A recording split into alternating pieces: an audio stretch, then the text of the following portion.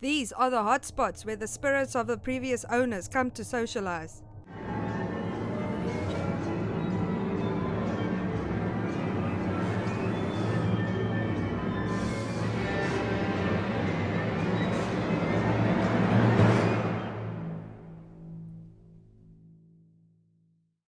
Hello everyone, welcome to Hauntings and History, the show where we discuss hauntings and the histories behind them. If you like this video, don't forget to like and subscribe.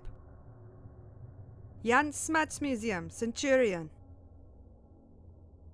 General Jan Smits is celebrated for many things, but most notably for the role he played in the creation of the Union of South Africa in 1910. He was born in Riebeek West, South Africa in 1870.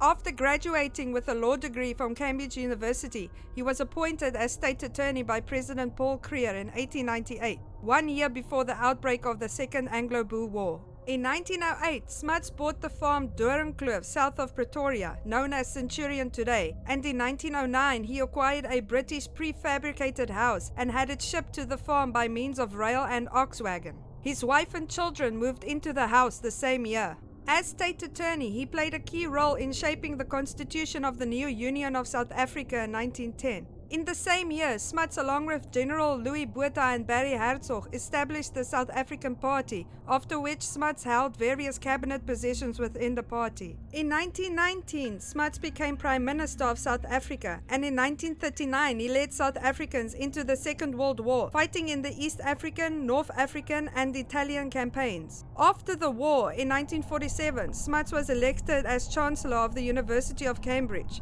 and he would serve in this position until his death 2 years later. General Jan Smits passed away in 1950, and his wife passed away in the house on the farm in Doringkloof in 1954, after which the house would become the property of the widow of one of their sons, Mrs. Kitty Smits. Kitty struggled to maintain the big house and consequently sold it to Mr. Guy Braithwaite, who endeavored to preserve the heritage of the Jan Smits house. Thanks to the efforts of Braithwaite and the General Smits War Veterans Foundation, the house was declared a national monument in 1969. Over the years, the house has been fully restored and much of the original furniture and artifacts has been retrieved. Today, the museum is open for business and visitors are welcome from Tuesday to Sunday. Throughout the years as a museum, the house has accumulated its fair share of ghost stories. The spirit of one of Smits' daughters can be seen standing next to the corner of the desk in a section of part of the library. Another apparition of the Smits family cook appears to walk through a wall leading into the kitchen that used to be a doorway. And when visiting Jan Smits' mother's room, Tannie Isi, do not sit on her bed. She has been known to tell visitors to go away and push them off her bed when they're sitting on it. Tannie Isi was quite a character when she was alive. There's a story of a traveler staying over at their house for the night in the dark room, when the spirit of the previous owner of the Daspoort farm appeared to him before quickly vanishing. Instead of being shocked at the apparition the next morning, Tannie Isi asked the traveler why he didn't ask the previous owner where is the 30,000 pounds he allegedly buried on the farm. Other reports of the Jan Smits Museum includes visitors being touched, footsteps heard throughout the house, loud bangs, objects moving by themselves, and disembodied children playing. Tertius House Museum, Potchefstroom. Jacob Daniel de Tooy, better known by his pseudonym as Tertius, was a celebrated South African writer, poet, pastor and biblical scholar. He was born in the Paarl in 1877 and was educated in Pretoria, Rustenburg and at the Theological Seminary in Burgersdorp, which was the precursor of the NVE Potchefstroom campus we know today. Tertius would finish his studies and pass his final exam for the ministry of the Dutch Reformed Church in 1899 and would join the Anglo-Boer War Army as a chaplain that same year. In the year 1900, he would enroll at the Free University of Amsterdam to complete his doctorate, and in 1903 he would join the ministry. In 1905 he had built a house on the corner of Moorland and Esalen Street in Potchefstroom, and there he lived with his wife and 5 children. In 1911 he would become professor of theology at the NVE Potchefstroom campus, and later he would finish the work that his father had started and translate the Bible into Afrikaans. However, tragedy would strike his house in 1920. One of his sons would pass away from meningitis 1 month before his eldest daughter was struck and killed by lightning. He was so deeply disturbed and saddened by this event, he wrote a poem called Oor die Pyngedachte, detailing what happened directly after she got struck and his sadness. In this poem, he says she died in his arms while running towards him and that her body was badly burned. In Potchefstroom, there's a popular ghost story surrounding his house that is now a museum. The story tells about a father and his young daughter of around 4 to 6 years of age that went to go visit the museum. While in the museum, the daughter went outside and seemed to entertain herself outside while the father was taking the tour. When they got into the car and left the museum, the father asked the daughter what she had been up to outside by herself, and she said she was playing with the little girl that stays there. Some say that she had played with the spirit of Wilhelmina, the eldest daughter of Tertius who was struck dead by lightning. The Red House Kimberley.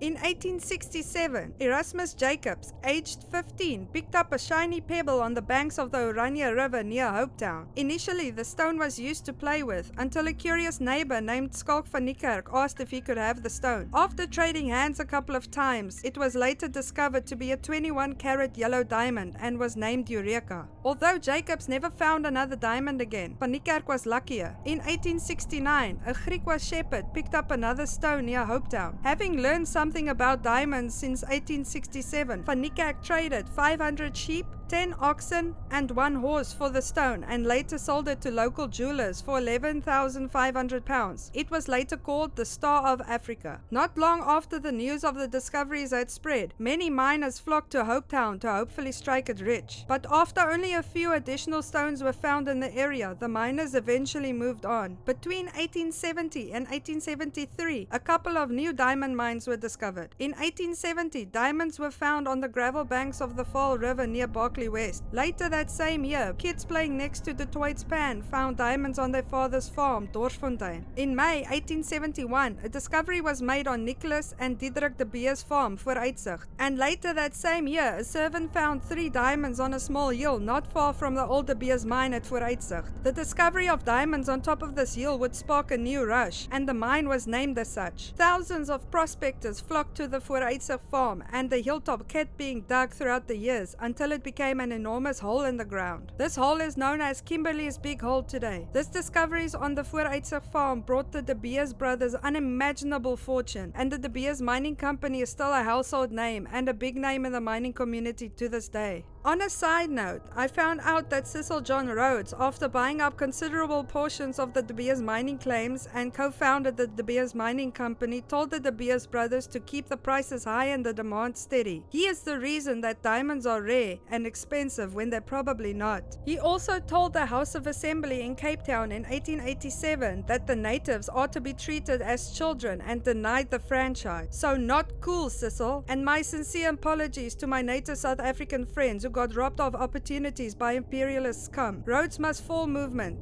I get you. The Red House, also known as the Bungalow, was built by Judge William Solomon in the late 1880s. Interesting side note about Judge Solomon.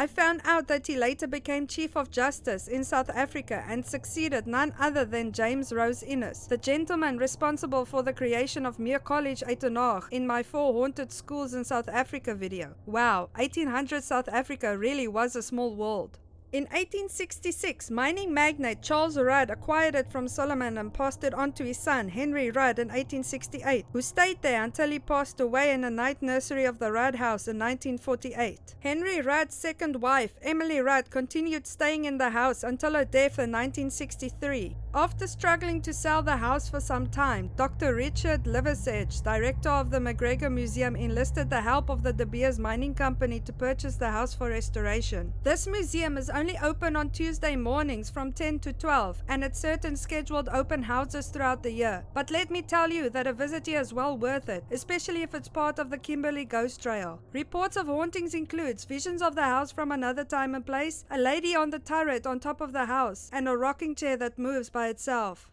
That's all the stories I have for you today. If you have enjoyed them, don't forget to like and subscribe. If you have any personal encounters, please feel free to share your stories in the comment section. Until next time, see you!